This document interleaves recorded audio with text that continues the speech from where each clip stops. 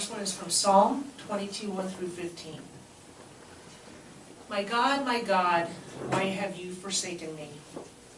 Why are you so far from saving me, so far from my cries of anguish? My God, I cry out by day, but you do not answer, by night, but I find no rest. Yet you are enthroned as the Holy One. You are the one Israel praises. In you our ancestors put their trust. They trusted and you delivered them. To you they cried out and were saved. In you they trusted and were not put to shame. But I am a worm and not a man, scorned by everyone, despised by the people. All who see me mock me. They hurl insults, shaking their heads. He trusts in the Lord. They say that let the Lord rescue him. Let God deliver him, since he delights in God. Yet you brought me out of the womb. You made me trust in you, even at my mother's breast. From birth I was cast on you. From my mother's womb you have been my God.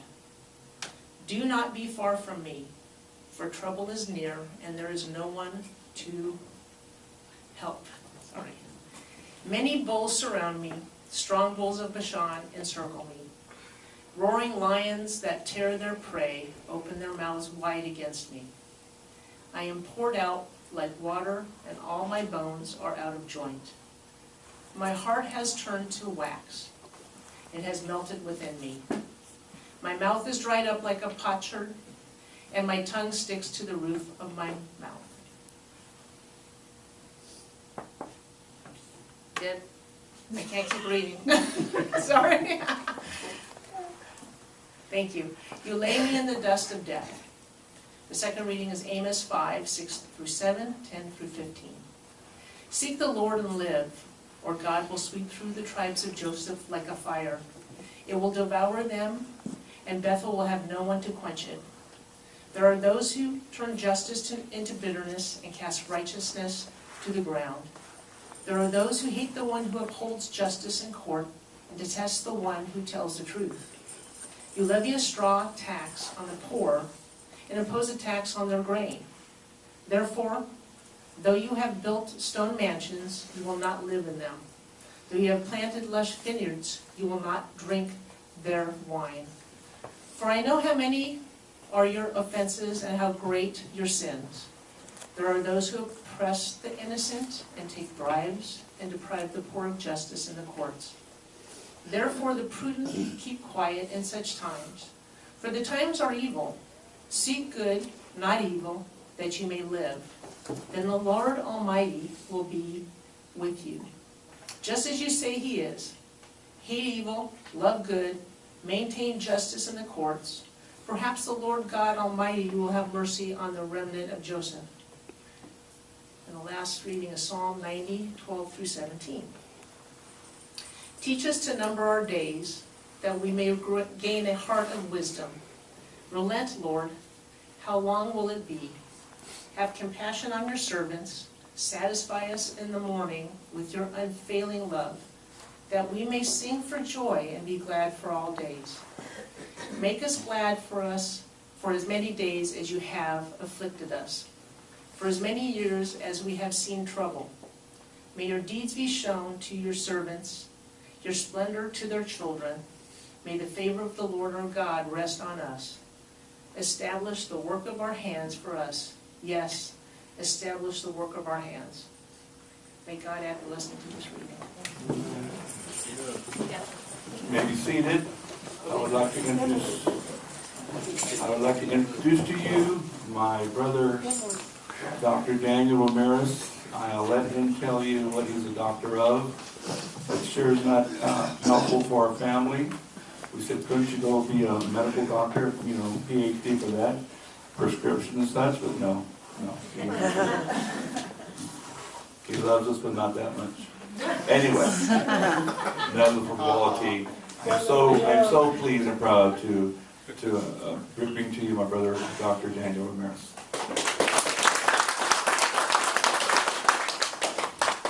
Good morning, and as we say in the Pentecostal tradition, praise the Lord, saints. Praise the Lord. It's truly an honor to be here, to see some familiar faces, and to let you know once again how grateful our family is for the embrace you gave our brother Louis and Jack when they came up here. And it's always a delight to see my brother in ministry. I've seen it all through my life and continue to appreciate and admire the gifts that God has given him. And I'm here with my sisters Mary Ann and Stella. And last night I had the amazing delight of a 60th birthday party hosted by my siblings and nephews and nieces and the clan and good friends. And it was a wonderful reason to come up to Stockton. I'm normally down in Claremont, California. I'm a Doctor of American Religious History, a PhD from Duke University. And yes, it's useless if you want a prescription. But it comes in handy when I teach classes at such places as the University of Michigan and Arizona State University. A good friend of mine teaches here in Stockton, where I spent my high school years, and she came up to me at church once and said to me, "My students did some research. Did you know you're a hero?" And she said they discovered that in 1976, you were the first Mexican American from Stockton to go to an Ivy League college. I was surprised. Doesn't speak well of Stockton that it took that long. But nevertheless, it provided an opportunity to visit this classroom and motivate the children to keep on going. And I have a reason for mentioning my long ago studies at Yale. Or jail, as my maternal grandmother pronounced it, or said to have pronounced it with pride. But founded in 1701 to arrest Harvard's liberal backsliding, Yale was not built with Chicanos in mind. But that's another story. Recent events in Washington, D.C. have jogged loose some Yale memories. Not those memories. Thank God I was class of 1983 and not 1987, even following the news. But still, I did witness the culture there. I once found myself in the middle of a very late night party sponsored by my a cappella all-male singing group, the Yale Alley Cats. These singing groups functioned as de facto fraternities and played an important social role on campus. They were emblematic of long-standing WASP tradition in the Ivy League. Yale alumni clubs would arrange our concerts and housing during spring break road trips to Florida, for example.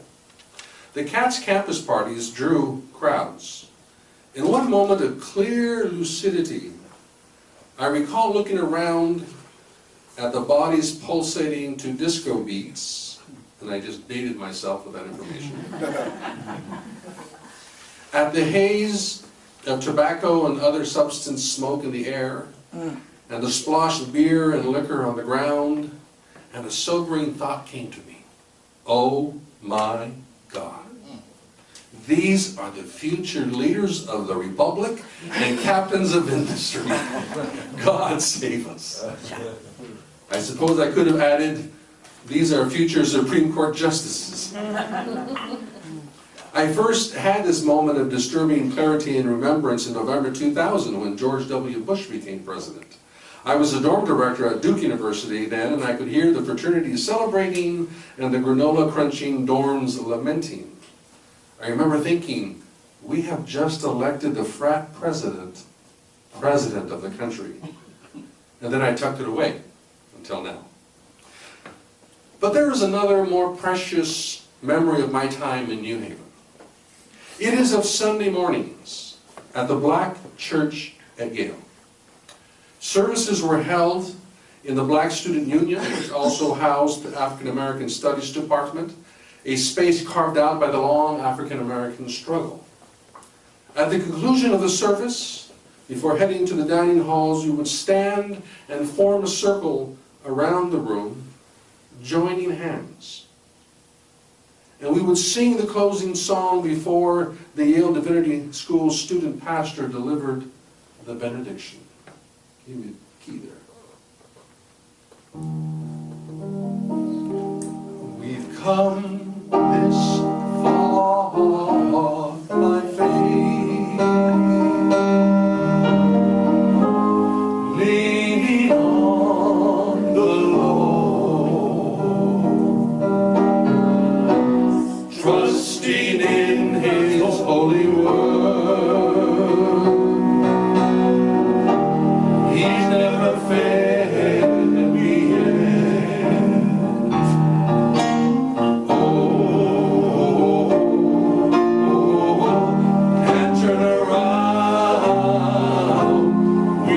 this fall by faith. We weren't alone in that mahogany-paneled room, looking down from the walls on this gathering of sometimes tired, sometimes hungry, sometimes burdened, but always hopeful students, were large portraits of a great cloud of witnesses. Surrounding us, Frederick Douglass, the abolitionist prophet who decried the hypocrisy of slavery enabling Christianity, Harriet Tubman, the emancipator, Sojourner Truth, the women's rights advocate, Richard Allen, the church founder, W.B. Du Bois, the intellectual, James Baldwin, the writer and social critic, Rosa Parks, the boycott organizer, and Martin Luther King Jr. We've come this far by faith, leaning on the Lord, trusting in His holy word. He never failed me yet.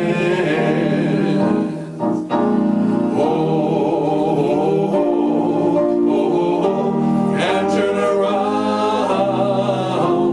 we come this far by faith. Barely a century after Alexander Boucher enrolled as the first African American in Yale College, 50 years after Otelia Cromwell earned her PhD as the first African American woman in the Yale Graduate School, and 6 years after the unjust 1970 Black Panther trials and convictions in New Haven, the students who had been battered by the large and small burdens of being a minority in an institution that was not built with them in mind, an institution financed by Connecticut insurance companies that insured the cargo of African bodies over the Atlantic, an institution that recruited some of the wealthy southern plantation sons like John C. Calhoun, the namesake of my residential college. We would sing, "Don't be discouraged when trouble comes into your life. He will bear your burdens and remove all misery and strife, for we've come this far by faith, leaning on the Lord, trusting in His holy word. He's never failed me yet." Somehow that song resonated across our confessional lines, from Pentecostal to Baptist to African Methodist Episcopal to Catholic and beyond. It placed the week's failures and struggles in the rearview mirror and focused our eyes on the prize ahead. Students who wondered if they could bear the burden of the race while struggling through classes, washing dishes, and serving meals to their more privileged classmates persisted in singing, "Oh, oh, and turn around, we've come this far by faith." Precious memories. But not all memories are so sweet. This week's reading from Psalm 22 brings a different type of memorial to mind. The psalm leads off with a lament about feeling forsaken and abandoned. my God, why have you forsaken me?" This ain't no syrupy Hillsong song about being a friend of God. It's a downer, a lament. The followers of Jesus later heard Him echo these words on His cross of crucifixion. my God, why have you forsaken me?" The old Negro spiritual captures some of that despair when it asks, "Were you there when they crucified my Lord? When they nailed Him to a tree? Oh, sometimes it causes me to tremble, tremble." In this psalm, David has been hunted as a criminal and rejected by society. Later in verse 16, he cries, "Yea, dogs are round about me." According to a commentator, in ancient times, Dogs licked up the blood of executed criminals. In June, after a sabbatical leave, I made a return trip by car from New Jersey to California. I wanted to complete the pilgrimage that I had undertaken on a drive east in December and January through the United States South, to sites made sacred by the struggle for civil rights. On the drive east, a highlight had been the visit to the Dexter Avenue Baptist Church, in whose basement the Montgomery boycott of 1955 was organized. I was familiar, of course, with the names Rosa Parks and Dr. Reverend Martin Luther King Jr. I was allowed into King's pastoral study, sat in his chair, and touched his preaching robe. But what struck me the most strongly was realizing upon exiting the church how close it was, 1 block away from the Alabama State Capitol, the beautiful White House of the Confederacy, where George Wallace proclaimed in 1963, segregation today, segregation tomorrow, segregation forever. To think of the bravery of the boycott planners 1 block away from that awesome symbol of white supremacy. I left Montgomery on eagle's wings. On the drive back to California in June, I returned to Montgomery, but had a different experience. I wanted to visit the newly dedicated Memorial for Peace and Justice.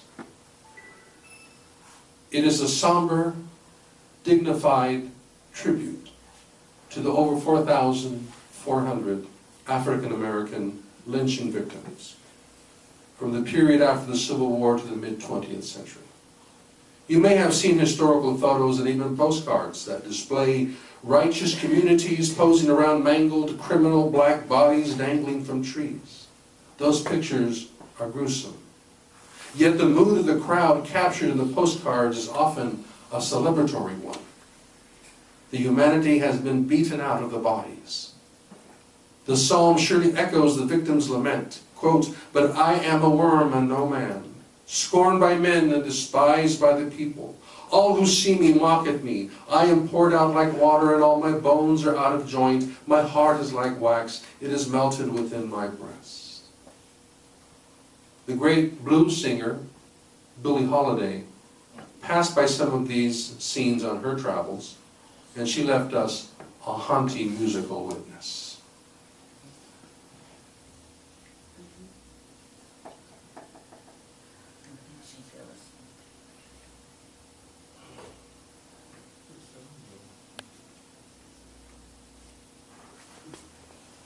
Hit click again. Oh, sorry, Danny. Okay, well that saves us a few minutes. It's her, as some critics of the Black Lives Matter movement insist, this is systemic injustice. Systems crushing humanity, denying humanity. Legal systems, economic systems, political systems, cultural systems, systems that deny that all are made in God's image. When Matthew Shepard was battered and left hanging on a fence in Wyoming 20 years ago, it was because a cultural and political system denied his image as a gay child of God. 45 years ago, that same system made possible the destruction by fire of 32 lives, including the pastor and 1/3 of the members of the Metropolitan Community Church of New Orleans. That is what the prophet Amos decries. Amos, an older contemporary of the prophet Isaiah, uttered his prophecies at a crucial moment in the history of Israel and Judah. They had been made great again by the reign of Jeroboam. Their enemies were off their imperial game. There was a rebounding economy with home construction and especially viticulture and husbandry. In other words, a boom in the wine and beef market. All indices of a culture with some living high on the hog while denying caloric intake for the majority. Israel's internal religious strife concerned debates over where to best worship Yahweh or Jehovah, whether in Bethel, Gilgal, or Beersheba, whether in the high churches or the low churches. According to Amos, though, neither one would save them. Like Isaiah, Amos declared that God was unimpressed with their religiosity and sacred assemblies and fasts and national days of prayer. Why? Because of their neglect of their poor and vulnerable, their widows and orphans, because they tolerated legal systems that served the rich and the connected at the expense of the poor, because they built economic systems that made the rich richer and the poor poor. This injustice caused God to cover his ears and boycott hollow worship services. Take away from me the noise of your songs. To the melody of your harps I will not listen. But let justice roll down like waters and righteousness like an ever-flowing stream. You may recall that Martin Luther King Jr. echoed those words that day on the Mall in Washington. There is hope and redemption in those words.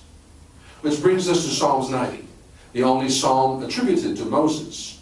Return, O Lord, how long? Have pity on thy servants. Satisfy us in the morning with thy steadfast love, that we may rejoice and be glad all our days. God grants us morning hope. God allows a glimpse of that morning hope. God inspires the occasional voice to lift up and sing about that morning hope. In 1900, James Wendell Johnson wrote the words that we sang at the beginning of today's service. Lift every voice and sing till earth and heaven ring. Ring with the harmonies of liberty. Sing a song full of the faith that the dark past has taught us. Sing a song full of the hope that the present has brought us. Facing the rising sun of a new day begun, let us march on till victory is won. Morning hope. 3 years after Johnson's poem, the great W.B. Du Bois penned his historic essay, The Souls of Black Folk, wherein he correctly diagnosed that the new 20th century's great problem would be the color line. He was right. And it has spilled over into the 21st century. That same year, Du Bois also wrote about the talented 10.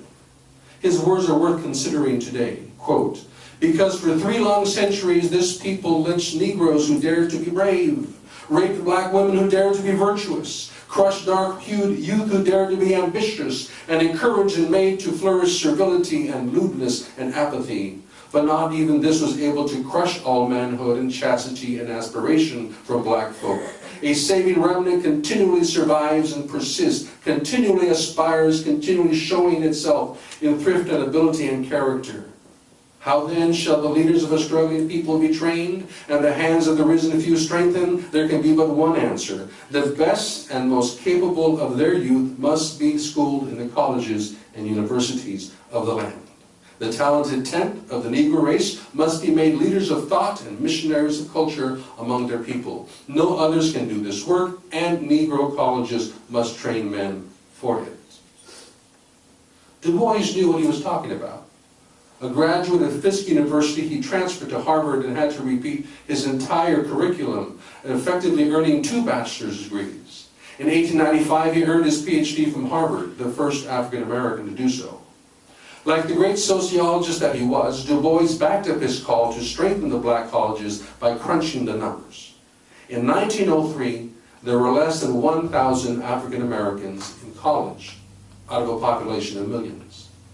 In the previous decade, from 1890 to 1899, a total of 1,094 African Americans had graduated from colleges. 940 from black ones, like Howard, and 154 from white ones, like Oberlin. Now here's the remarkable thing. During that same prior decade, from 1891 to 1901, 1,237 African Americans were lynched in the United States. That's more than a quarter of the total number of lynching victims today, commemorated today. Contrast the numbers in that decade. 1,237 lynching victims versus 1,094 college graduates. That is the dark backdrop to Du Bois' bright vision. Against this background of lynching, segregation laws, voter suppression, and migration, the community was called to nurture. And nurture they did. In 1913, Atlanta Baptist College changed its name to Morehouse College. In 1940, Benjamin Mays became Morehouse president. In 1944, he welcomed a promising young student from Atlanta to study there by the name of Martin Luther King, Jr. 4 decades after Du Bois' summons, and a decade and a half before Mamie Till and Rosa Parks summoned him, King, to leadership. Morning hope after a long, dark night. This year, 20 years after Matthew Shepard's murder, his ashes will be laid to rest in a place of honor in the National Cathedral in Washington, D.C., with a gay former Episcopal bishop presiding. This year, the denomination that saw its members burnt by hatred in New Orleans is celebrating its Diamond Jubilee. Golden Jubilee, 50 years. And having never been married that long, so. That sort of long-term vision will fasten our hope on the morning when a talented woman of color, possibly a dreamer, will take her seat on the Supreme Court, giving us a female majority confirmed by a Judiciary Committee composed of a majority of female senators. Morning hope.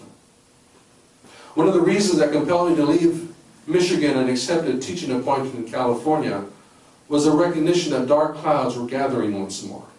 The scapegoating of immigrants in particular concerned me as an educator.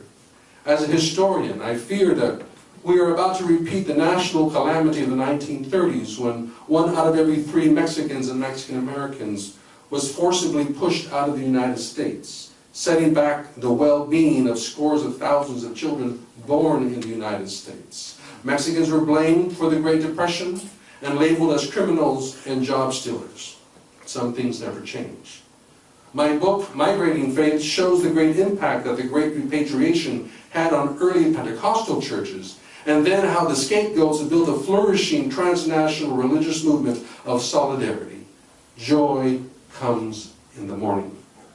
Today there is once again much anti-immigrant toxicity in the air. We are falling out of love with the stranger and the stranger's children. And our young people are inhaling it into their systems through social media and other avenues.